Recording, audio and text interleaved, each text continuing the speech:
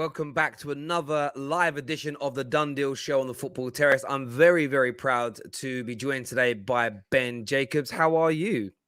Yes, very good. Just packing for Paris. UCL week is going to be big and lots going on, obviously, with the season ending as well. So I'm enjoying the sunshine. I'm up in Edinburgh at the moment where there is rare sunshine. It tends to be summer everywhere else and torrential rain in Edinburgh, but I've caught a sunny day. So I've got to talk transfers with you and then off to pack a little bit later. Absolutely beautiful. What a life, getting to travel around Europe, watching football, talking football. Absolutely phenomenal. And for the viewers' purposes, we are going to be talking sort of the a wide variety of transfer rumours and talks that are going on over the summer. We're touching on Chelsea, talks of Raheem Sterling, Jules, Kounde. Neymar's name has come out into that mix as well, and what life under Todd Boehly is going to look like. We're going to focus on Arsenal, big connections today for Arsenal with the likes of Youri Tielemans. A bit of a touch on Man United under Ten Hag, of course, with big links to Pau Torres, Frenkie de Jong, and a few more. And then looking at some other players across the spectrum, the Divock Origis, the Lewandowskis, the Darwin Núñez's as well. Any questions you've got, viewers, please get them in. You know, we always prioritize our member chats and our super chats as well. So any direct questions that you've got that maybe not that you don't know if they're going to be covered, get them in and we'll save them and put them across the Ben. We're here for the next hour or so no need to rush on with anything there. But where to start? I think so much has happened this year and it's sort of led to this, what feels like it's going to be an absolutely massive summer transfer window. Agreed. I mean, I think the big transfer window is sort of off the back of the COVID-19 pandemic. And although some clubs like Newcastle were able to spend big in January, the COVID-adjusted Premier League profit and sustainability rules can benefit those that are in debt. Everton have obviously controversially used the financials to their advantage. But at the other extreme, it also allows clubs that actually had relative leeway to spend to have even more money under the Premier League's version of financial fair play and UEFA's financial fair play itself. And then when you add to the mix a World Cup year in the winter, teams are well aware that if you discount the games played so far, have a bit of time off, come back, there's a massive load of congestion that will take you all the way through to January. And a World Cup player you might be interested in could be less open to a January move because, once again, they've had to go through a regular preseason if they haven't moved, then play a ton of games, then play a World Cup. They arrive back at their club. The window closes very quickly in that January period. They've had no sort of time potentially in November, December to do the usual decision-making process because they're focused on international football. So it's a very atypical year in many respects. And then when you add that leeway that clubs that were within the financial rules already have been provided by the even more relaxed profit and sustainability rules, I think it all leads to clubs realizing they can spend. They perhaps didn't spend in January and they need to compensate for another hard, grueling season plus a World Cup. And that's why I think you're going to see a lot of the bigger teams in the Premier League and Europe's Big Five leagues add a range of depth to their squad over the coming 6 weeks or so. Yeah, and it's exciting. I mean, we cover on the terrace the top six, the traditional top six within the Premier League. And already I've got TweetDeck open. I've got notifications from about 6 different websites and my computer doesn't stop ringing and bell sounds going off all day at the moment, which is good. I enjoy it. It's fun. It's sort of, I sort of look at the transfer window as a kind of a bit like the Vatican within Rome, if that makes sense. It's a sort of a different world within football that's away from everything else. And we are going to talk across those top 6 teams throughout the next hour, ladies and gentlemen. We've already got a number of super chats that have come in and member questions as well. So please keep them coming. I wanted to start with Arsenal, if that was okay. There's been a fair amount, and it kind of leads into one of the super chats is coming from somebody called Sleep, who says Gabriel Jesus to Arsenal. We know they've of course been linked with a move today with Osimhen, and there's a Youri Tielemans links. From your understanding, what's kind of going on at Arsenal right now in terms of their big summer ahead? As you say, those names have all been linked with Arsenal. The most longest standing one we should start with first, that's Youri Tielemans. And Arsenal were the front runners But Tielemans has always says he wants to play Champions League football, and he won't be short of offers because his contract's running down at Leicester. He's intimated privately that he doesn't want to stay at Leicester City. So the fee could range, depending on when the deal gets done, from probably at the lower end of the bracket, 25 million, up to about 35 million. Leicester would obviously like more, but the primary aim is to sort of break even on the transfer fee they paid, which is believed to be something in the region of 32 million. And Arsenal's kind of advantage with Tielemans is the fact that it was a football club that he fell in love with and wanted to join prior to being at Monaco. But he was reticent because at that point in his career, he thought that he wouldn't get much first team football. And therefore, he took a step back, obviously went Monaco, Leicester, and Arsenal is kind of a full circle move. He likes the idea of London as well. But Champions League has always been the big thing. And he made that clear to Arsenal when they started talks around about a year ago. The parties had more advanced talks in January to kind of firm up provisional terms. And as a consequence, Edu and Mikel Arteta were very confident. But obviously, they were talking at the turn of the year during a time where Arsenal were motoring. And since then, other contenders have come in, including Tottenham and, as I understand it, Real Madrid. But Madrid haven't started any kind of advanced talks. But it would be a natural move because in that position, there's a range of players that are at the back end of their career. And although still at their peak, Luka Modric, obviously having been influential to leading Real to the Champions League final and one insane assist in particular against Chelsea for Rodrigo, showing his class. But Tielemans is very different because he adds a bit more energy. He gets more box to box, whereas Modric is more these days about controlling the game with the pass and the touch. So obviously there's an element of appeal there. I'm not sure that there's any substance yet between Tielemans and Real Madrid, but Arsenal need to go back to Tielemans now and essentially work out whether he's still prepared to complete that deal without Champions League football. And there'll be others like Spurs that may be able to gate crash that at the last minute. So that's a little bit worrying for Arsenal because only a few weeks ago they were front runners. North London derby lost to Newcastle, and how quickly things can change. So if they're going to complete that deal, they have to show Tielemans a strategy and a plan, which will include other recruitment to get into Champions League within a season. And then he still might be persuaded by that. I don't think he's ruled it out, but his official position has always been Champions League football because he believes that the quality of suitors that will come in for the price that he's available at will allow him Champions League football. So why not take it? And that, for example, is why Manchester United are out in the mix as well. With Gabriel Jesus, it's an interesting one. Arsenal are definitely interested in him. And this is a potential transfer now that is gathering momentum. Arsenal have been in contact with Manchester City, and the price tag is going to be quite high, probably in excess of 45 million, maybe even a little bit closer to 55 million. And Arsenal's starting point, certainly in very early back and forth, is that that's too high. But fundamentally, Arsenal shouldn't be quibbling over that 5 or 10 million because Jesus has finished the season well, is probably still surplus to long-term requirements at Manchester City. But it will be interesting to see how that one materializes because obviously if they let Sterling go, who's in double figures, they let Jesus go, who's hit a bit of a flurry in the close of the season, then they're reliant naturally on Haaland to come in with some goals. And there's plenty of other players, De Bruyne, Gundogan. Like, you're not exactly sport for choice for goals, but you're still basically getting rid of the best part of 35 goals if you let both of those players go. I think Jesus will go out the door, though, and Arsenal are certainly in the mix. And they need to find a way of catching up, which is why I think they're going to be very busy over the summer because they didn't do anything in January. Vlahovic they were unlucky with because they made a bold move for a player that always wanted to join Juventus. And Juventus weren't bidding in January. So what Edu and Arteta did was put down a very strong offer, and it had a part exchange element as well. But all it, unfortunately for them, did, quite surprisingly to Arsenal, was trigger Juventus to go earlier.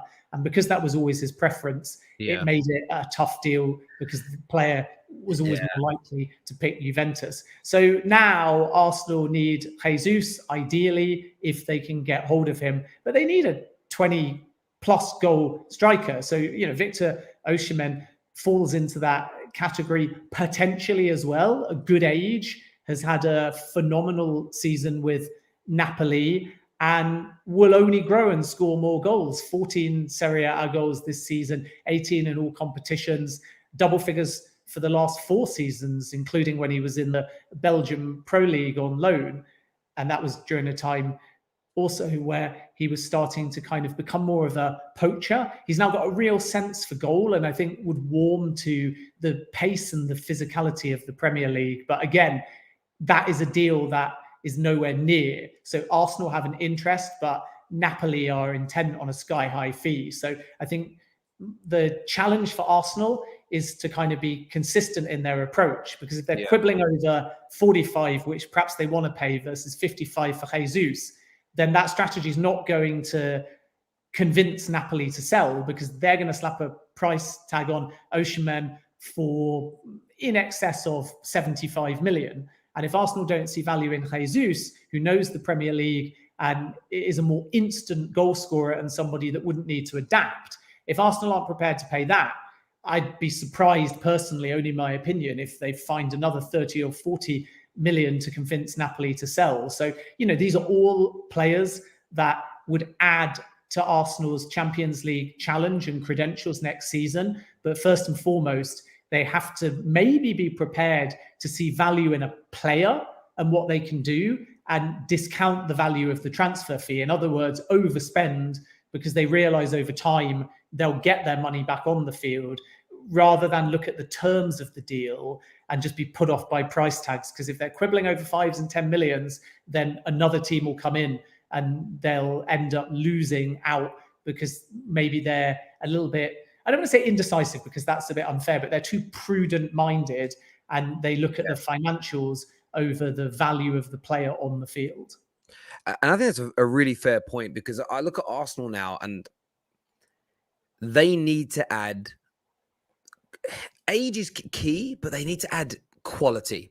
And you look at the, forgive me, Osimhen, I'm not too sure of his age, if I'm being honest, I didn't check. 23. But 22. So he's still on the young side, but he's experienced. He's got some experience. Tielemans, mid-20s. Gabriel Jesus, I believe, 25, 26. Along those lines, they need that age of player added to this squad.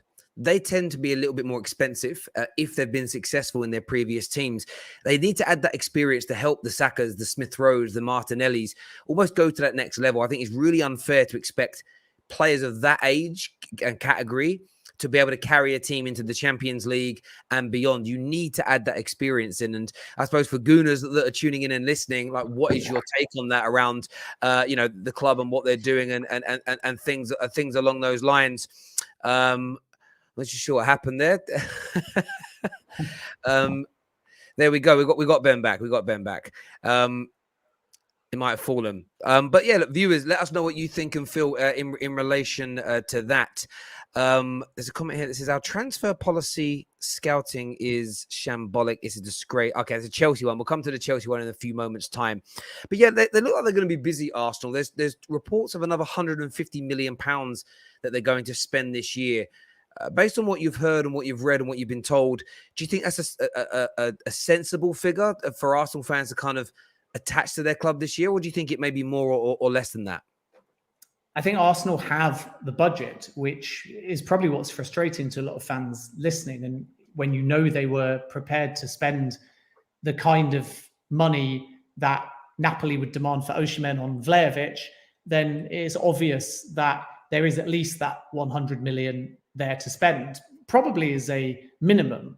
But when some clubs talk about minimums, the manager has the ability to spend it. When other clubs talk about minimums, it's a minimum budget you can spend, but only if X, Y, and Z. And there's sort of caveats to how Arteta can spend the money, even if he knows that there's a minimum available. And that caveat is that Arsenal's hierarchy and Edu have to see long-term value. And value can come in the form of an instant impact. It can come in the form of just value for money. It can come in the form of the ability to sell on. And to your point, that's why when you recruit a player that's 23 to, let's say, 26 or 27, if it works out at Arsenal, great. Even if you pay a large amount of money, you then know that you have that ability to sell on. And if it doesn't work out, and again, you've paid a larger transfer fee, you're probably going to get your money back. And Tielemans is a good example of that at Leicester. He's done really well, but even if he hadn't done really well, Leicester would have sold him earlier and probably still got their money back because they found value in that deal. Yeah. And even if they overpaid for him at the time, and in a rare case for Leicester, they did, he's gone on to be influential to their push for Champions League football. He obviously was the hero in the FA Cup final win against Chelsea. And as a consequence, all of that is factored in. And naturally, a smaller club can kind of do that and see that instant return because, first of all, they're buying players at lower rates. And second of all, they're not as accustomed to qualifying for Europe. So when a player has that influence, even if you've overpaid for them a little bit, what they gain for you at times single-handedly or in twos and threes, like when Leicester won the Premier League, it was a Vardy and Mahrez combination at large and Golo Kante playing a part. Those type of players, when they elevate you as a football club, gain you money because you're suddenly in Champions League football or European football. Arsenal's problem is that their bottom line is based upon qualifying for the Champions League. So if you start saying, well, if we buy X for over the odds, that will make the difference for Champions League qualification. That then doesn't translate in Arsenal's books to, and that means we've made more money like it would at Leicester. It translates to, and we've hit our budgeted goal, which is inclusive of Champions League money, because that's what they planned for. And that's why Arsenal are cagier. And then Newcastle, on the other hand, will be the opposite, that they're coming from a mid-table recovery style finish where it looked like they might go down at Christmas. And again, anyone they add, they may overpay for because they're trying to get to that baseline of regular transfer football. Arsenal are not there next season, but in a budgetary sense, that is their bottom line. That's what they plan for. And that's why there's a little bit more friction when they are overpaying for a top player, because they perhaps think, well, what are they going to gain us financially if we don't think we're going to get that feedback? And on the field, we think we're going to qualify for the Champions League anyway. So it almost has to be like a humbleness, because that's not where Arsenal are on the field. So actually what they should be saying is, come what may, regardless of what we've budgeted for, irrespective of what our strategy is, we just need to spend over the odds to get in a goal scorer, probably a central midfielder as well, and then get back to Champions League football. Because if we don't, and we carry on like this for 2 or 3 seasons, they'll do a sort of Man United or worse. And United will recover under Ten Hag. Newcastle will jump up the table. West Ham may continue to improve. Tottenham will stabilise in the top 4. Leicester might come up. And then before you know it, you're falling and looking over your shoulder in 7th and 8th and 9th. And they need to quite urgently act, because in this transfer window, if they don't, clubs like Newcastle will. And then Arsenal will be at a severe disadvantage. Could not agree with you more. And a question here from Billy, just before we move on to talking Manchester United. Tammy Abraham, Nunes, Dominic Calvert-Lewin. Any chance that Arsenal are in for those players? Tammy Abraham is a really interesting one. And I was out and about in Italy doing some things with CBS. And my colleague, Marco Messina, was also at Roma for the best part of a month doing filming. And when we met Tammy Abraham at CBS, he made it very clear on and off camera how happy he was there. He's loving life in Roma. He enjoys playing under Mourinho. He's scoring goals for fun. And not too many English players have been able to make that transition over to Italy and score in that manner. He loves the climate. So essentially, Abraham has fueled a transfer talk because he's sort of refused to close the door on a possible Arsenal move. And he's basically just said he'll see what the future holds. But privately, Arsenal or any club are going to have to do a lot to get him away from Italy, because he's just enjoying everything about it out there. The spotlight is obviously a little bit less, the climate, the house and lifestyle that you can live in. And he's a player on form. But what I would say is that there is a transfer there to be had. So even though everyone at Roma likes him, it's another one of those clubs that, like it or loathe it, if you're a Roma fan, tends to, at this point in their strategy, especially after a pandemic, Roma was hit harder than most, at least out of the Italian clubs. They may be forced to sell. And he joined them for something in the region last summer from Chelsea of 34, 35 million. And he scored 17 goals in Serie A. And I believe that that's a record for an English player in Italy's top flight, all from a player that came through the Chelsea academy. So if you're a Chelsea fan, you're again thinking that's another one that's sort of, to some extent, slipped through the net. Yeah. And now Arsenal are in the mix in the sense that it's another player on their shortlist. I think that Jesus they see as a more realistic target, but Abraham's a little bit more versatile, isn't he? Because he can play in a variety of positions across the front. So I think it's one to watch. And I think that when Abraham spoke to the media last at the end of the season, he sort of praised Roma for giving him the opportunity. And he made it clear, as he put it, that his heart is here. And then he said he'll see what the future holds. But he kept reiterating this one phrase, my heart is here, my heart is here. And when a player says that, it means if Roma want him, then it's more likely he'll stay there than move to Arsenal. And, you know, some of the other names that you've just mentioned, again, early talks have been had. But once again, there's a lot of clubs in the mix for virtually every player that we've asked for. And the people listening have sought comment on. And Arsenal don't have that Champions League football. And I keep coming back to that when you're given two like-minded offers, and when you're a London club, so other clubs in the mix, particularly Chelsea and Spurs, and to some extent West Ham, who have still got European football, when those kind of clubs are all able to offer you the same city, a similar wage, a similar everything really in modern football, then it becomes marginal gain as to what you use to decide who you're going to join. So then you start looking at, do I know any teammates? What's the style of football? What's the manager like? Am I going to play every week? And what can I win? And the what can I win will be quite high on Abraham in particular's list. He won't go back to Chelsea, in my opinion. And I don't think that Chelsea are overly interested in making a re-signing. But I think that if he's offered London, then again, Arsenal have to sell that deal to him without Champions League football. And the only advantage they've got is that if he wants to stay at Roma, he's not got Champions League football there. So there's others like Tielemans that just want to go Leicester to Champions League football because they know that it might kind of be their only shot now to make the move. If you look at Vardy at Leicester, he could have gone to Arsenal and played Champions League football, didn't make the move, stayed at Leicester, still scoring relatively freely, but now unlikely because Leicester had those 2 seasons where they didn't qualify. Now unlikely to play Champions League football. I think with Abraham, he probably won't as highly rank Champions League football if he's prepared to stay at Roma, but he may just want to stay in Italy because he enjoys the lifestyle as opposed to moving back to London. Which makes complete and utter sense, especially when you find yourself and you're scoring goals and the crowd loves you. And listen, it sounds like this. I mean, a lot of Arsenal deals that I'm reading online as a fan, not a journalist, seem like they're maybe a little further along the line than there's kind of being made out. A lot of work to go there. So thank you. Viewers, we are going to talk Chelsea and some big links and some big moves under Todd Boehly to come. We are going to take a look at some of the other transfers that are kind of trending across the park. Big news around Tottenham and a £150 million injection. And we have just seen the breaking news as well from RMC from France that Tchouaméni has picked Real Madrid. Nothing official from Madrid or Monaco as of yet, but we have seen that news come through. But of course, Man United, you kind of mentioned them in the Arsenal conversation.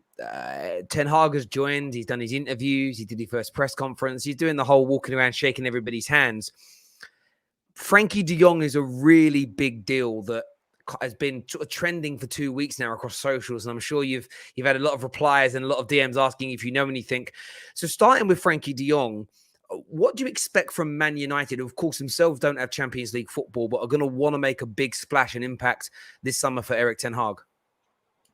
I think the first thing with Frenkie de Jong is that, according to sources in Barcelona, he's already kind of said goodbyes. So that's a good start as far as any club chasing after him.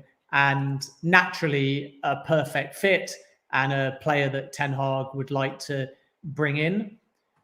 I think the challenge is going to again be that you might see a few people try to gate crash this deal, depending on whether one or two other big clubs who are potentially in the mix get their own targets.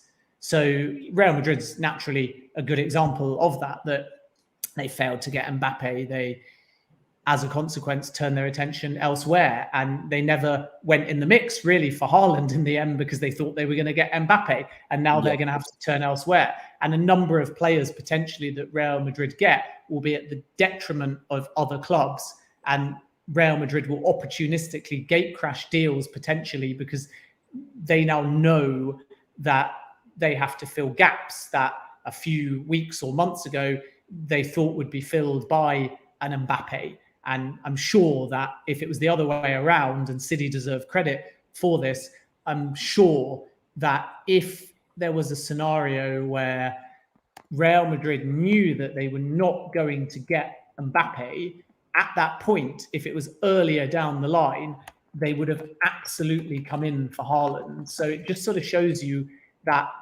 merry-go-round of where one player moves and then it enables another club who didn't get that player to suddenly dive in for another target. But I think that Manchester United are definitely in the mix here. And I think that their main contender will be PSG. And those are the two front runners as far as I understand it. The fee is probably going to be in excess of 65 million, maybe even a fraction higher. And PSG will have to justify under financial fair play how they would fund that after paying all of this money to Mbappe as well. But it's absolutely clear, in addition to Mbappe, that PSG want to bolster their midfield. So it's not a case of because they've got Mbappe, they're going to walk away from a De Jong deal. If anything, it's the opposite. And Mbappe has control in some respects. I don't think he's making a list and saying who he wants, but I think that part of that Mbappe deal is about getting a guarantee that PSG will continue to spend rather than get complacent because they've got stars and they usually cruise to the League One title. I think it's about having that Champions League ready side, and De Jong falls into that category. So Ten Hag is in a prime position individually because of his relationship with De Jong, and Pochettino, or if Pochettino is replaced, whoever comes in at PSG has got a little bit of work to do. And naturally, because Luis Campos is going to come in at PSG, he's got to work very quickly to stop Manchester United making that deal as well. But as I understand it, it's a two-horse race. It's a fee of in excess of 60 million. And Ten Hag is very keen to make that a marquee signing at Manchester United. And I think what's encouraging for me to hear as a Man United fan is that there is that chance still, because I thought it's without Champions League football, it's definitely harder. But of course, you've got the Ten Hag Paul, the relationship between the two of them. And, you know, it was only a week or so ago, a lot of the reports suggested he didn't want to leave. And I sort of looked at that as, well, David Beckham didn't want to leave Manchester United, nor did Jaap Stam, but they did because for different reasons, the club wanted to sell. And I think there's always that opportunity. It feels like a deal where we need to act quickly, actually, and maybe just pay the money, get it tied off before PSG start looking. But United fans, an exciting one there for you. United have also linked with centre-backs. Another Ten Hag link with Timber of Ajax. And, of course, there's Pau Torres as well, that some links kind of drummed up last night. Would you expect to see defensive reinforcements for Manchester United as well?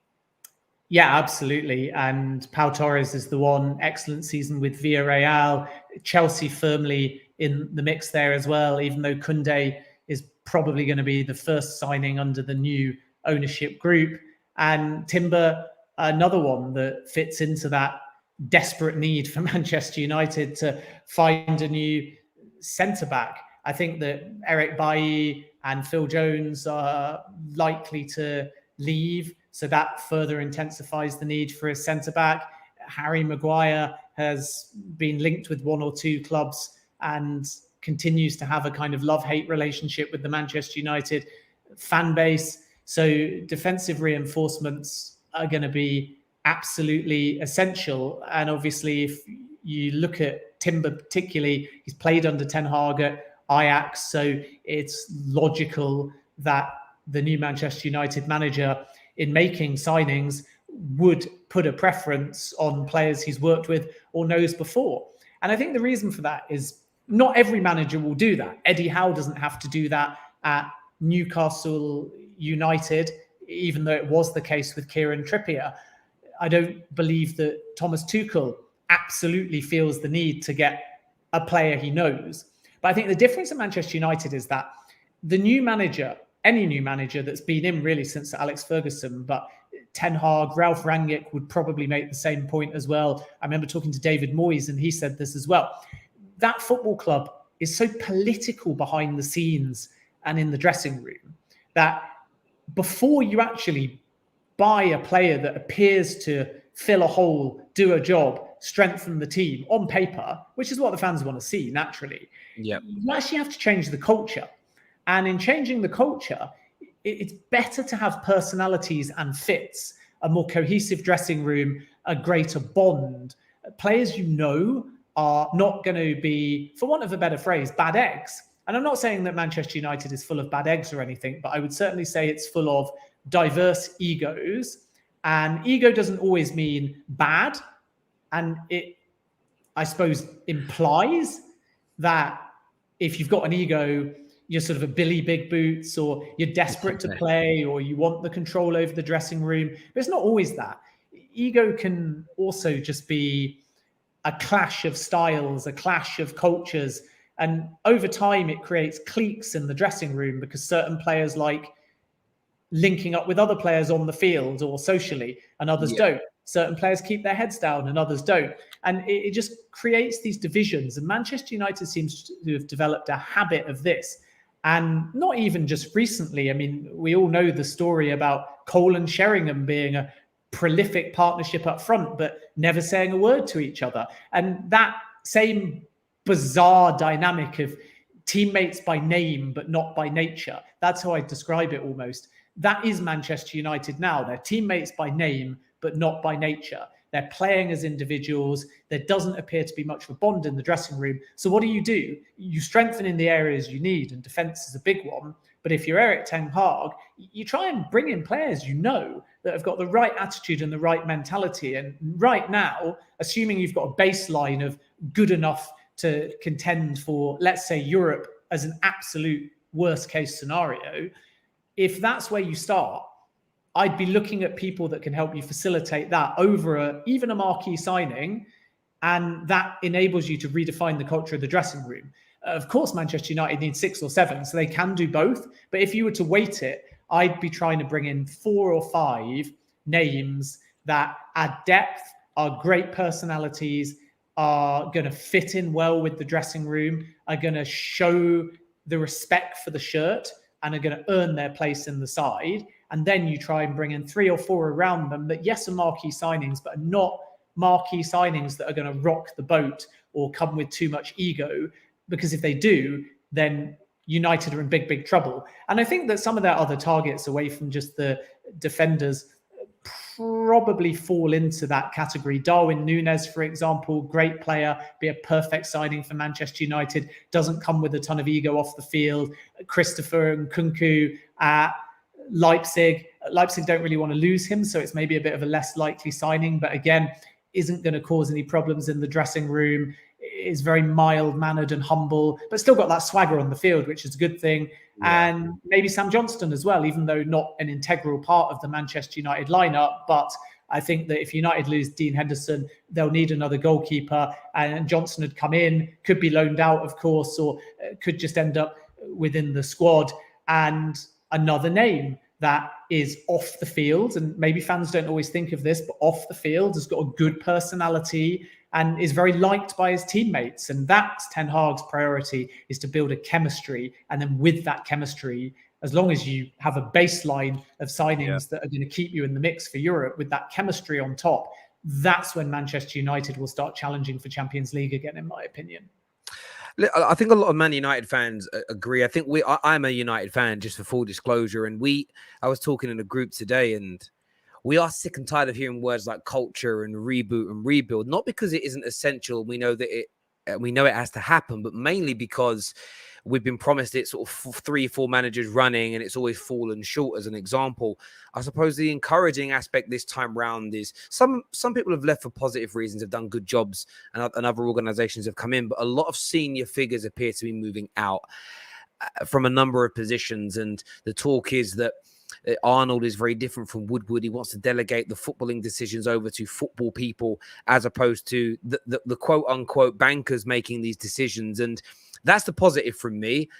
However, as a Man United fan, I'm very encouraged by Erik ten Hag, his style of football, but I'm very skeptical of how we'll run and sort of stay in the course to build what's needed to be able to challenge sustainably and consistently. When you consider we spend as much, if not more, money in the last 7 or 8 years than Man City, to be so far behind them, that's it's not the lack of spending, it's the embarrassment of spending so much and being so bad that we really want to address. And I think that the soft facts element, as you mentioned, personalities, people that get on with one another, people that want to take the club forward in the right way, that's going to be key. And I think that there's been too many broken promises to players, too many mixtures of squads for different styles of managers, a lot of work to be done by Ten Hag, but he appears to be really up for that challenge and sort of got the bit between his teeth, as it were, to really try and make this work.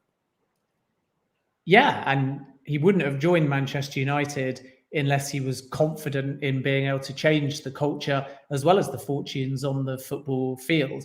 And he thought long and hard because he was enjoying it at Ajax. And Ralf Rangnick, I think, a relatively big influence. And it's almost a sort of try before you buy, because Rangnick comes in and Ten Hag knew for quite a while that he was the number one choice over Pochettino. So he was able to watch from afar and have dialogue with Rangnick before finally making his decision. And Rangnick's almost taken the brunt of the disaster. I don't want to quite call it rock bottom, because unfortunately Manchester United have had a number of rock bottoms. If anything, the saving grace is that United have been so bad, but somehow they've still managed to finish in a European place. And it's not ideal because it's not Champions League, but it's better than nothing, and certainly better than the Europa Conference League. And when you lose the final game, you feel like West Ham are going to climb above you. And the fact that they haven't means at least Europa League football is better than nothing. So Ten Hag is clearly up for the challenge. No new manager should join a football club, though, if they're not up for the challenge. So it's less about his personality and more about the player's personality, and in addition, the strategy. So like when you talk about why are Man U so far from City, it's not about what you spend, it's about how you structure your spending. City have got a model for recruitment. Liverpool have got a model for recruitment. Manchester United swing in the dark and pander to the needs of their executive board, their owners, and their individual managers. And Chelsea did the same under Abramovich to some extent, who was cutthroat with managers. The only real difference is it worked for Chelsea, but some of their trophies were in a kind of different era of football before other clubs were spending en masse. I think since City have entered the mix, it's leveled off a little bit, but Chelsea have still got a recent Champions League and a range of success. But there's two teams. And what's interesting about Liverpool and Man City, those two teams being so far ahead, is they've got completely different approaches to recruitment. So if Liverpool show you don't have to spend that much to recruit savvily, and they can be one of the world's best teams at the moment, and Manchester City spend heavier, but with a real strategy and structure and pathways, and they commercialize players that don't make it, and they've got feeder clubs as well, it shows you that the money helps, but it doesn't do that much without a strategy. So Manchester United have to work out how they're going to recruit and why they're going to sign a player, not just what they're going to spend. And if they can do that, then they'll start succeeding on and off the field more. Could not agree or add anything to that to make it sound any better. I think that's bang on what you've said there. A few players that fans want to know about leaving Man United. Marcus Rashford Harry Maguire. They are, especially across social media, much maligned. There's a lot of outrage again today that Maguire's in the England squad. Can you see either of the two leaving Man United this summer?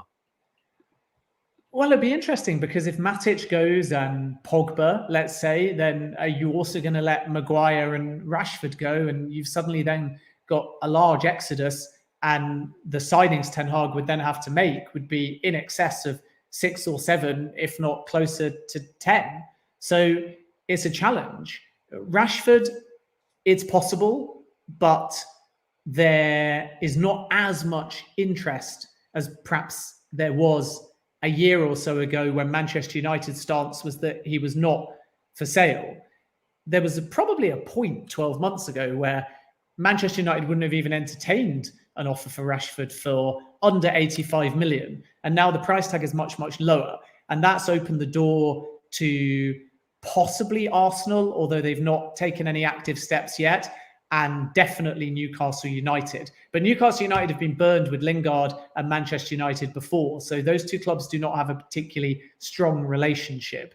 Rashford now would probably go, in United's eyes, for closer to 55 or maybe 60 million compared to that 90 million. So you're basically saying that a player in the space of a year or so is now available for 30 million less. And that shows you how his fortunes have changed. I don't think it's a given that he leaves. I can see him getting a second wind under Ralph Rangnick, but for the right price, it's possible that he'll be allowed to talk to them. And as far as Premier League clubs are concerned, I think Newcastle United are the most likely. From Maguire's perspective, it's just been such a difficult season. He's been, whether rightly or wrongly, scapegoated. And there's clearly a wrong element to it, because even if you don't like his performance, it's become too personal. And Gareth Southgate made that point. To see him booed during an England game is frankly pathetic. And every fan pays good money, is fully entitled to an opinion on a player like Maguire. But let's not forget the human beneath that player. And when he puts on an England shirt, he's playing for his country, and there's no need to continue that scapegoat. He's been good for England as well. He's not bad for England. That's the craziest part about it. Yeah, I agree. But I think Maguire's an interesting one because everyone's seen the form he's in. So you then start to think, who would want him in the top half of a table with European football that could match his wages? And naturally, some people will say Leicester and a return there. But Leicester have got a number of their defenders now back from injury, and Maguire will know that. And the best piece of business Leicester City ever did was selling Maguire to Manchester United for 80 million. And then, as per Leicester's excellent recruitment model, they bring in Wesley Fofana. So Maguire might be welcome back at Leicester, and Brendan Rodgers may feel that he can get the best out of him again. And Johnny Evans is obviously getting on a little bit. But Leicester have got a number of defenders, like I say, that have come back from injury, and versatile defenders too. They're perhaps still a bit lacking in the centre-back area. So a few sort of wing-backs and those that can even be more versatile and go into midfield. Pereira, Castagna. When Leicester play a back three, they go into the midfield, but they can just play as traditional fullbacks as well. But Leicester won't want to lose Fofana. And they'll also feel themselves that they can bring in another centre-back that's a little bit younger than Maguire and for less of a fee. So I don't think Leicester will see any value in Maguire unless Manchester United basically offer him back to them on a plate. And then Rodgers may be like, great. But there's no way Leicester are paying any kind of big money. And that's the question for me, is how do you assess Maguire's price tag? He's the Manchester United captain. He signs for 80 million. He's in woeful form. He's error prone. He doesn't get forwards and score as many goals as he did at Leicester anymore. And that was always a value, is having him in set pieces, not even just in the goals that he scored, but in winning headers at both ends that led to things, either clearances or goals directly or indirectly. But now what price tag do you put on him? And it's only my opinion, but if that price tag is anything more than 35 million, I'm not sure there's any top Premier League club that would entertain it. And are Manchester United going to sell Maguire now for that and lose 50 odd million? Or are they going to keep their captain, even if he loses the armband under Ten Hag, and then see whether the new manager gives him a sort of second wind of form? And it wouldn't at all surprise me if United wait and see, and then the conversation around Maguire exiting is more about January after the World Cup than it is now. But if someone wants him now, they're going to have to overpay.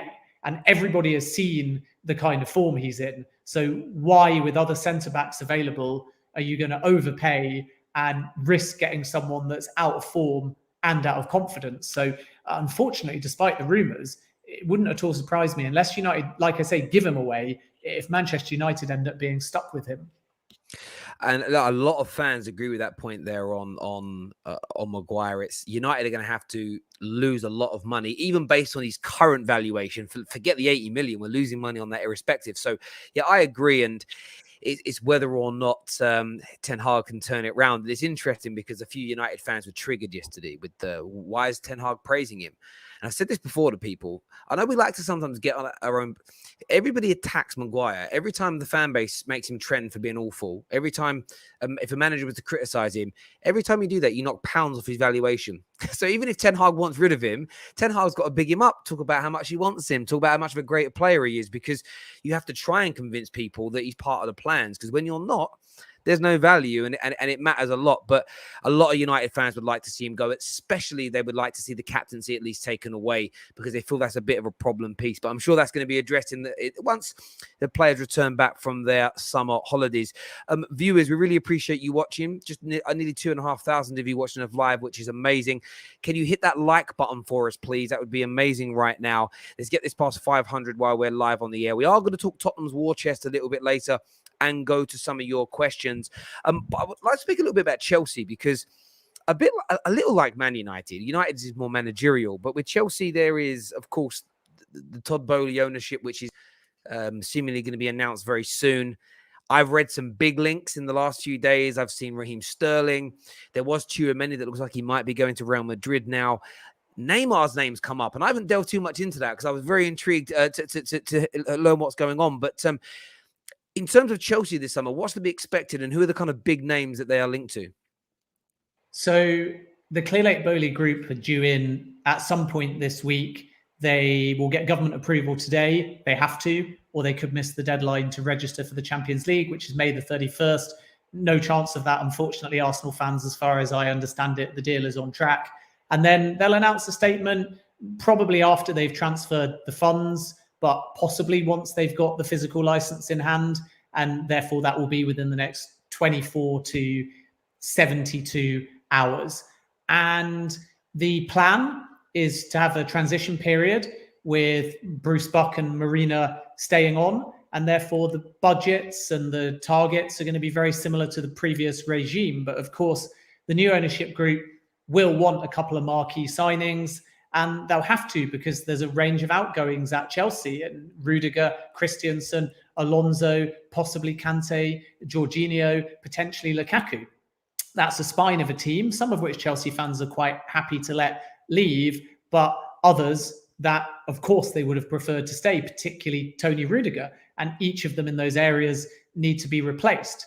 And then in addition to that, the new ownership group will have to offer improved terms to Reece James, to Mason Mount. And even though Chelsea fans feel he's a bit out of form, they'll naturally want to keep Christian Pulisic because of his potential and the fact that it's an American-led consortium. So he has good value to them from a brand perspective as well, even if he's not playing week in, week out, at least for a year or two as they promote the World Cup in America in 2026, potentially go out there and so on.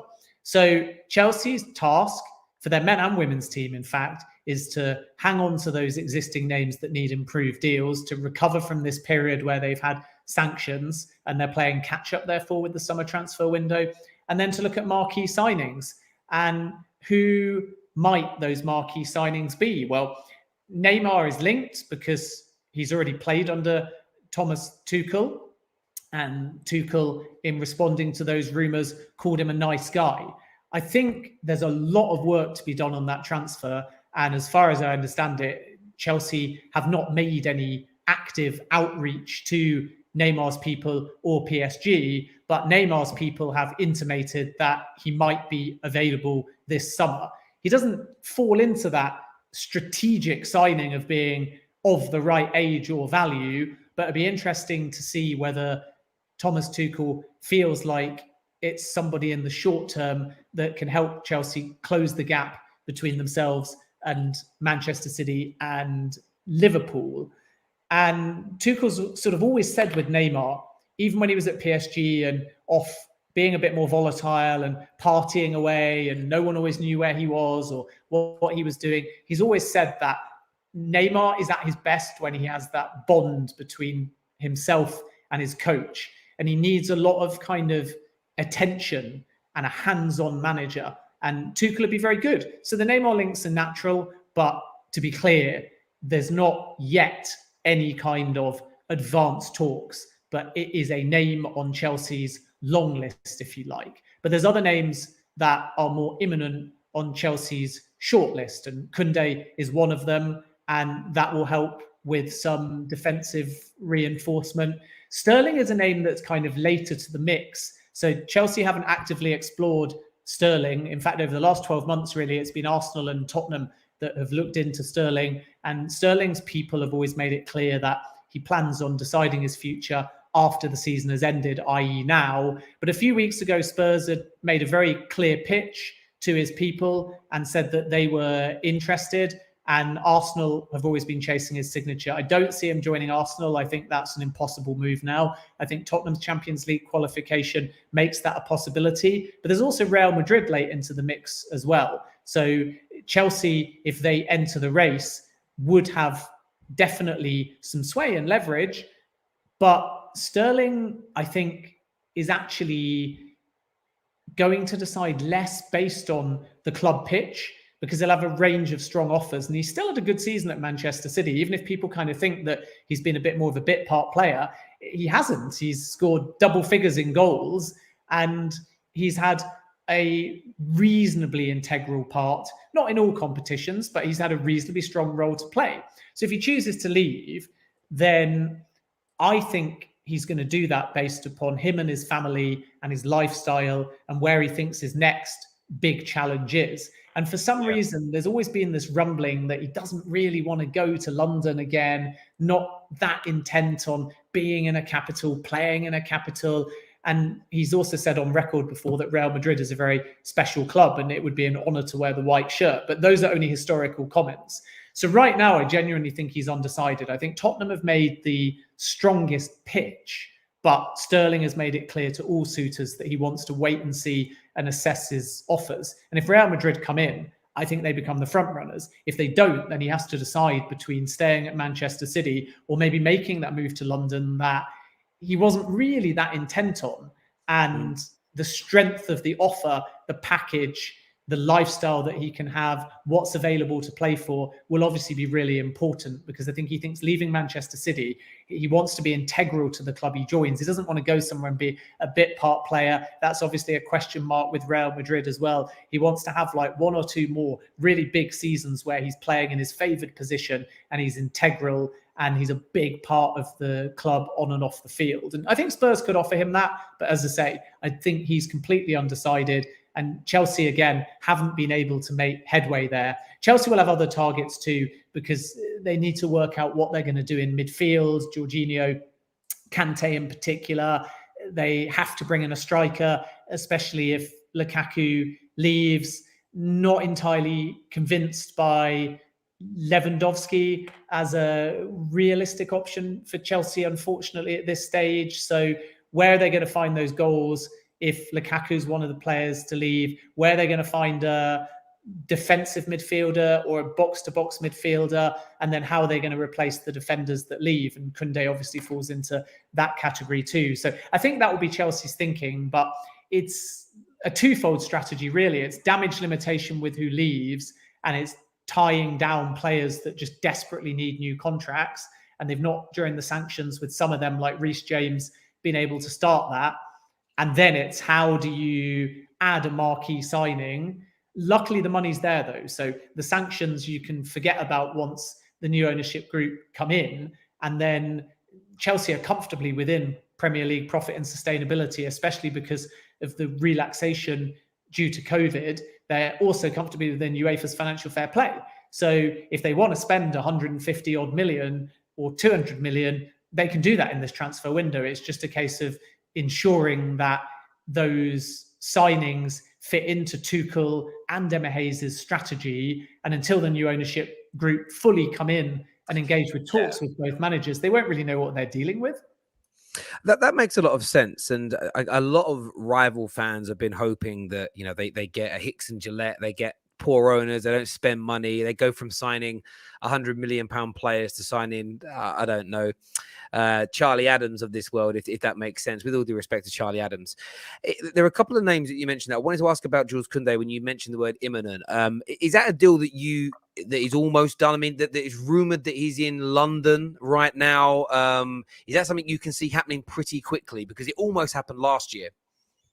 Exactly. So everything was put in place for that transfer last year, and it's not been that difficult for Chelsea to get it to a point of progression. But imminent can't be imminent until the new ownership group come in and the sanctions are lifted.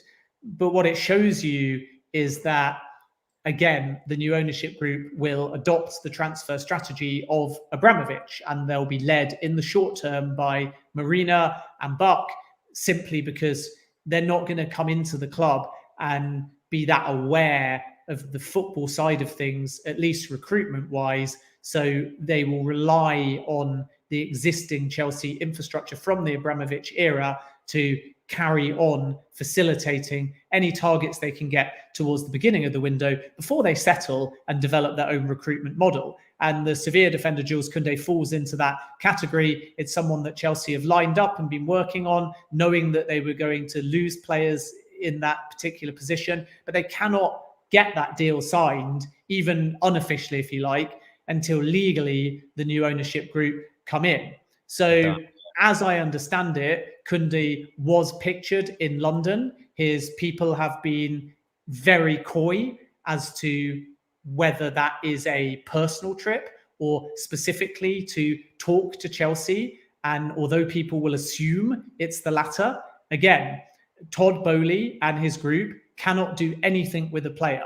They will not speak directly to a player. They cannot generate any paperwork. Marina and Buck can, but caveated with this ownership group can't put it through. So everything has to be on ice until at least the end of the week. But in terms of the actual paperwork, verbally, in terms of the package, the fee, it's all been in place for months. And Chelsea have had this expectation and this agreement with Sevilla, but they can't take it to the point of getting the deal over the line until a new ownership group comes in. And then at the same time, Kounde will want to know what's going on in a very uncertain period for Chelsea. So the Clearlake Boely Group's challenge through Tuchel or Emma Hayes, through executives at the football club or directly, have to resell that club, because anyone that wanted to join Chelsea under Abramovich, based upon the package, the strategy, the players that were there, the success of the club previously, now needs to know, what's the new group going to do? Are they working off the same budgets? Are they keeping the same executives in place? Are they going to be streamlining the business to be more sustainable? And the short answer to that is yes. So I think that it's a weird window for Chelsea at the moment because they can't do anything. I mean, I know it's not opened yet anyway, but they can't sort of pre-agree anything officially with actual signatures and legal paperwork or register anyone with the Premier League when the window opens until they get their new license. But also, every single player will have as many questions for Chelsea at the moment as Chelsea will have for them. And that might be the case for Ten Hag at Manchester United, but it's probably less so for Arsenal and for Tottenham, and definitely the case for Liverpool and Manchester City, where if they come for you, you know what you're getting. You understand the culture, you know where they can go, you know what direction they're heading in, there's stability. And Chelsea is unstable at the moment. So if there's a player that has multiple offers and is a bit more indecisive, that might make all the difference. But specifically on Kounde, I do think that's a done deal. and will be one, if not the first signing of the new Clear Lake Boely ownership group. There we go. And before we move on, Declan Rice. We can't start your debut on the Done Deal show without talking about talking Chelsea without mentioning the word Declan Rice. It's almost sacrilegious. Is that something you can see them exploring, or is that just too lucrative with all the other signings that are going to be needed this summer, do you feel? I'm just not sure still whether West Ham are going to be prepared to sell for anything other than an astronomical fee. And as you say, if you get Rice in this window, any club, how much money is left within what either you plan to spend or the Premier League's profit and sustainability rules? There is no advanced talks or offers yet, simply because West Ham are playing hardball. So people are naturally reaching out to Rice's people. Rice is intimating what he might like to do. But West Ham are kind of pulling a Leicester with players like Mahrez, who was never allowed a move when he first wanted a move. And I think that it's naturally to command the highest possible fee, but it's also because you look at where West Ham are, and they realise that that's a player, even if they get less of a fee going forwards, that if they keep on to, it can help them stabilise and sustain. The thing that might change the Rice deal is obviously the fact that West Ham finished the season poorly and have only now got the Europa Conference League. And that gives them a little bit less leverage, in my opinion. So it's clear to all that Rice wants to leave, but it's not as clear whether West Ham are playing gamesmanship and will eventually sell, or whether they're basically just inflating what they'll take for him now so high that they're putting off all suitors. I don't see Chelsea getting West Ham this summer. I don't see anybody getting Declan Rice, in fact, this summer. I think that he is resigned / decided to stay at West Ham. So if we're being cynical, it's resigned because West Ham have made it clear that they're not going to sell this summer. And that has been the club's stance. But of course, they're bound to say that because it forces the highest possible deal. And if we say decided to stay at West Ham this summer, it's because actually he buys into the still relatively decent season by West Ham and where they can go. And then depending on how well they start next season, he'll come back from the World Cup / winter break and determine if he's either going to go in January or next summer. And that's West Ham's preference, to go one more season with him, and then they're quite prepared to let him go. And that's exactly what Leicester did with Riyad Mahrez as well. The ownership group asked him to stay after winning the Premier League into the next season, play some Champions League, reassess where Leicester were, and then obviously from that point onwards go. And Mahrez tried to play some games with that deal. And people may remember he left the Algeria camp during a window, implying via his people that he was going to sign for Chelsea. But it was all Mahrez trying to force a move. And Leicester essentially just said, no, like, don't care where you're going. You can get on a plane to Chelsea if you want, but we're not letting you go during this window. And then following window, he joins Manchester City. And I think Rice is in exactly the same position. But the difference is that I don't see him like Mahrez trying to provoke a move. So I believe that Rice stays at West Ham this summer, and therefore any notion of Chelsea or Manchester United getting him is unfortunately wishful thinking.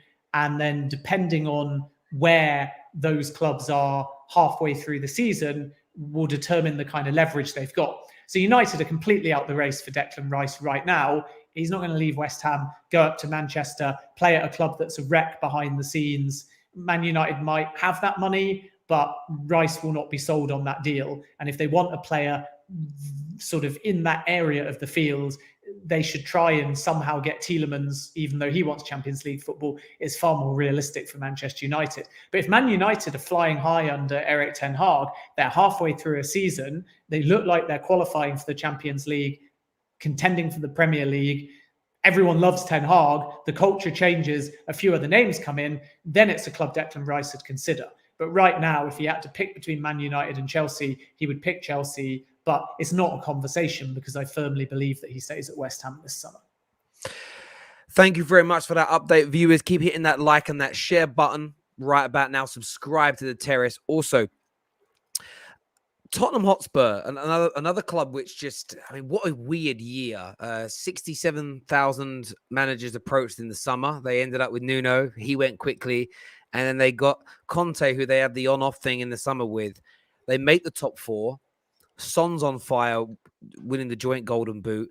Harry came back to, for me, his absolute best. In fact, maybe the best version of himself, scoring goals and creating. There is a big report that broke just before we went live of this £150 million equity release into the club. Spurs fans getting very, very excited about the future right now. What can they expect this summer, especially now that Spurs have officially announced this sort of injection of cash that they're going to spend on transfers? So Daniel Levy spending money is not always a given, is it? Although if you add up his investment over time, he's clearly put money into that football club. But this is, in my opinion, a triggered investment from the owner based upon qualifying for the Champions League, which might, if we're just to, from the outside in, analyse it, imply that that wasn't Spurs' baseline. So a lot of clubs, as I said before, budget on a finish, and those that are regular in the Champions League factor in Champions League qualification. So then if you make Champions League qualification, there may be a reward, but you won't necessarily inject more money at ownership level into the club. The players may get bonuses for hitting the goal. I'm sure that will be the case at Chelsea, for example, but it's a given that Champions League is your baseline. Tottenham have qualified for the Champions League, and within days, they've put 150 million more into the club. And that perhaps tells you that Levy is rewarding the football side of things, but it also maybe is evidence that Spurs were not anticipating that top finish as their baseline. And now they've entered into the Champions League. There's an acceptance that they're going to have to strengthen, add depth, spend more, and they'll also be playing more games. So the football club needs more investment. So the 150 million is obviously a very positive thing, and a proportion of that, maybe even a large proportion, will be given to Conte to spend. And this will be his first real window with Champions League football in the bag. So leverage and Tottenham moving in the right direction in terms of the consistency. And as you say, the form of Kane and Son. So they're less Spursy, basically, for want of a better phrase. And wouldn't it have been typical old school Spurs to go to Norwich on the final day and blow it? But instead, they absolutely battered them. And in fairness to Tottenham, they've done that on final days before when there's been things at stake. I mean, they came down to Leicester and Gareth Bale was on the score sheet, and they stopped us from getting Champions League football and finished strong on the final day. So they, I think now, are developing a bit more of an identity, and Kane is fit and back to his best after a very slow start to the season. And Son has always been electric. So now they need defensive reinforcements and they need depth because they're going to be playing in the Champions League. And let's not forget that Spurs only a few seasons back were in a Champions League final against Liverpool. So this is not brand new by any stretch of the imagination, but they've sort of snuck in there with a tremendous North London derby win.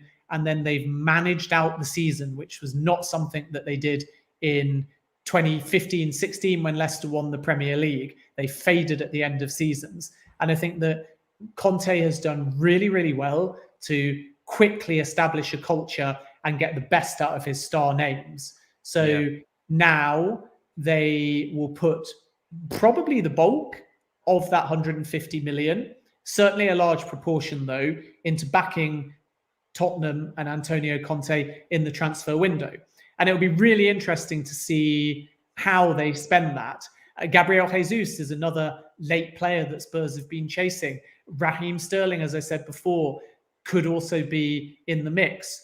Tottenham were even looking at Tuchel for one point, but he'll be going off to Real Madrid. I don't think there's any doubt now that Real Madrid will be that destination, which is a blow to a number of Premier League clubs. But this is a real opportunity for Conte because everything's going well at Spurs. They've got momentum. They've got their star names wanting to stay. And many of them are attacking players that are scoring goals. And now behind Kane and Son, they perhaps need to look to strengthen. And they might bring in another striker as well in a World Cup year just to alleviate the burden on Kane in particular. And Gabriel Jesus might be that name. But, you know, a lot depends again on the price tag and the other clubs in the mix there. So really interested to see where Spurs go. You know, the new manager, the new culture, the new grit and determination. They just look like they manage games better. I know people will look at Son's goals. I know people will look at Kane being back in form and fully fit. I know that everyone will like the kind of free-flowing front line of Spurs. And that's all great. And don't get me wrong, they are very entertaining to watch. And in stark contrast to Manchester United, who I think have got a goal difference of 0 for like the first time ever in the Premier League, or certainly in recent Premier League history, which tells you that they're not scoring that many goals. Spurs are the opposite. They're free-flowing going forwards. But for me, what's impressed me most is actually their game management, which isn't as sort of sexy and is maybe a bit harder to judge.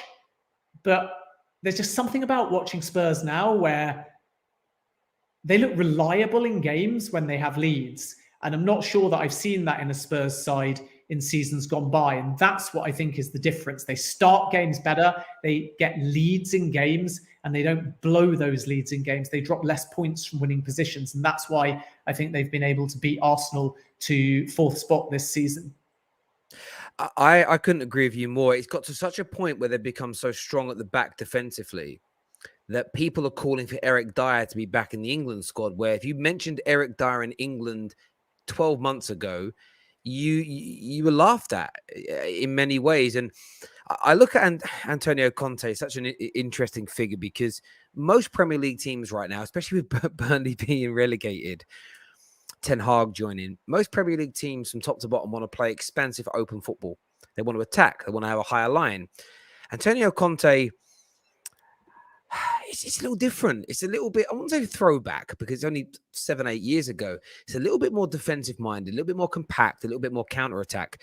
With if they buy right, if they sign 2 or 3 more Bentancur, Kulusevski types across various positions, maybe throwing in a Raheem Sterling into the mix with his speed, they could do. I'm not going to suggest they're going to challenge for the title, but they could very well be the 3rd best team in England next year in terms of league standings and positions, because they'll just blow teams away. And if you've got Harry Kane, Son, you throw Raheem Sterling into the mix, that there is talks about them looking at Gabriel Jesus, and no one knows what Antonio Conte's plans are. You know, maybe it's to play.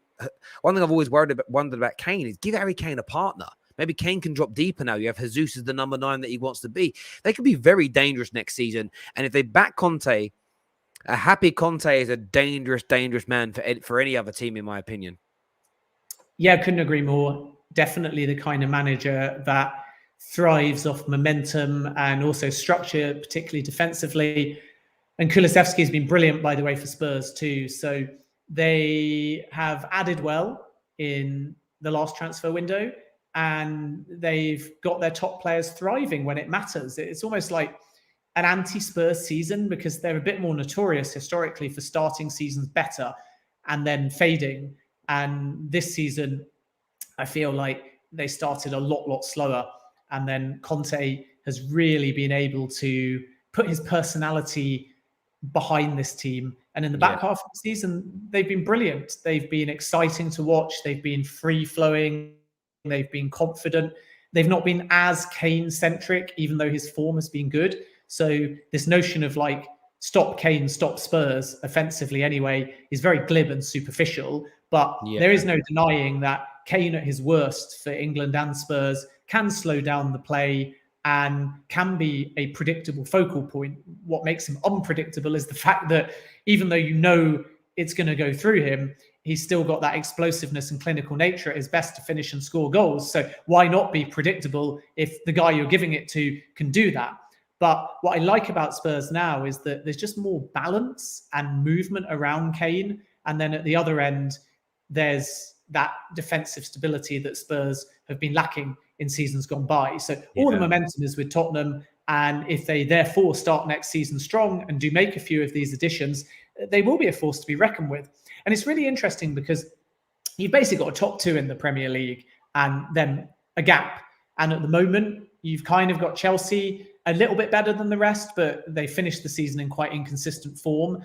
And beneath that, a whole pack chasing. And with Newcastle coming into the mix, and Leicester, when everyone's fit, still being there, and West Ham, if they hang on to Declan Rice, plus the usual suspects of Arsenal and Spurs, you're going to have a real tightening, at least between third and seventh or eighth. And some of those sides will feel that the whole point is they're trying to look up and close the gap between the top two. But I don't think that happens between now and the end of the year, especially not in a World Cup year. So I think Liverpool and Manchester City keep that ascendancy. And actually what you get is a range of new players into the race for Champions League. So almost like playoffs in the Championship, it wouldn't at all surprise me if we get to the final game of next season and somehow you've got 8th and 9th, even 10th, all in the mix, not necessarily for Champions League, but for European football. And we get a proper top half of the table race with definitely Newcastle in there. And as I say, don't discount a Leicester because they've done okay this season. I mean, they finished 8th and they had some horrific injuries.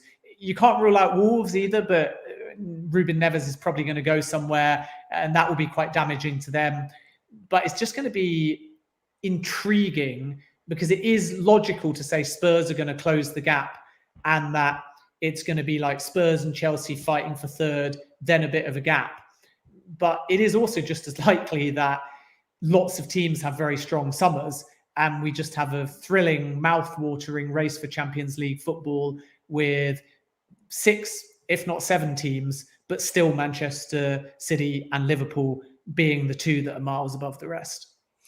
I hope for that. This year was very exciting. I think the first time, relegation, Conference League, Europa League, Champions League, and the title, Golden Boot and the clean sheet record all being decided on the final day of the season. It was epic. It'd be nice to add a third team into the title race and maybe a couple more teams into that top 4 race, all fighting out on the last day. It would be absolutely sensational, I'm sure. Ben, I know you've got to shoot off to Paris now because, of course, you're covering the Champions League. You're going to be lucky enough to be there. Who do you fancy to win it? Just off the top of your head, who do you reckon? Are you Liverpool, go really. Yeah. I mean, Real Madrid's been the story because they've been the comeback kings, but the style of football that City play definitely suited Real with that last comeback. Chelsea was maybe the surprise because it was in their hands and they've got better game management and defenders. City play a more expansive brand of football and they were completely shell-shocked. But I was surprised that Real got past Chelsea, given Chelsea had the control and ascendancy of that game. Obviously not from the first leg, Real won at Stamford Bridge, but Chelsea were just brilliant. They had all the momentum and somehow Benzema inevitably scores. But shout out as well to Modric and to Rodrigo, who have been integral to these comebacks. But Liverpool have just got that savviness, that defensive steel. They're buoyed perversely by not winning the Premier League because now it becomes about the treble and adding something European as opposed to just ending your season with an FA Cup and a League Cup. That's not to be sniffed at, by the way, to pull Manchester City right down to the wire and the final 15 minutes of the season to win 2 domestic cups, even if they don't win the Champions League, just challenging for the quadruple and playing every available game to them throughout the season is incredible. But the non-Liverpool fans, the naysayers, the Chelsea fans will be saying, well, penalty shootout, second place, didn't win the Champions League. That's not that impressive, is it, on paper? It is. And I would staunchly argue for hours the opposite, that Liverpool have had the most incredible season, regardless of what happens in Paris. But I just think they are buoyed by that narrative and they've got that strong defence and Salah was rested, starting on the bench, even though he ended up coming on and scoring. So Klopp's had one eye on that Champions League final. And I just think that narrative is on Liverpool's side. But from Real's perspective, it's the whole old school number of players looking to win a 5th Champions League. Even someone like Gareth Bale can win a 5th Champions League, which is amazing for a player that's been shut out of that football. But Benzema obviously too. and Modric and so on. So Real will look at it as comeback kings, and Ancelotti's got a superb record as well. And Liverpool will look at it as redeem themselves from not winning the Premier League. So there's some good narratives there. But I think when you look at the teams on paper, as we've seen with Real throughout the whole Champions League, Liverpool are the favourites. I would even call them the big favourites. And the only thing with Real is just this insanity of, in every knockout game since PSG that they've gone into, they've been at a point in the game, a losing position, and at times an unassailable seemingly position where they should have gone out to PSG. Mbappe scores late in the first leg. PSG then double their lead through Mbappe. They've got no right to win that. They blow a lead against Chelsea, and Chelsea are in full control of the game. They've got no right to win that.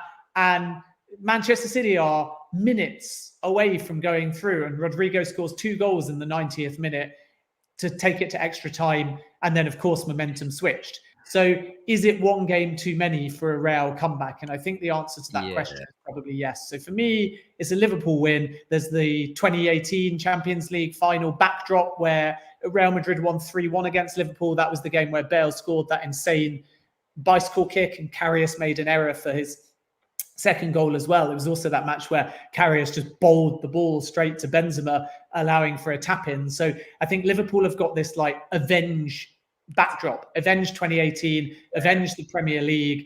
And I just think they'll have too much for Real in a tight, albeit high-scoring game. So Liverpool to win for me, 3-1. There we go. Viewers, I appreciate you all tuning in, the Super Chatters members, and everyone who's hit that like button. Thank you. Ben, absolute pleasure to talk. Lots to go through. I'm sure we'll do this again and touch a bit more on City and Liverpool and everything else. It's just the start of the window. There's loads that's going to happen over the next few months. Safe trip to Paris. Everyone who's watched, again, thank you. Take care. Goodbye. God bless. And we'll see you all again very, very soon.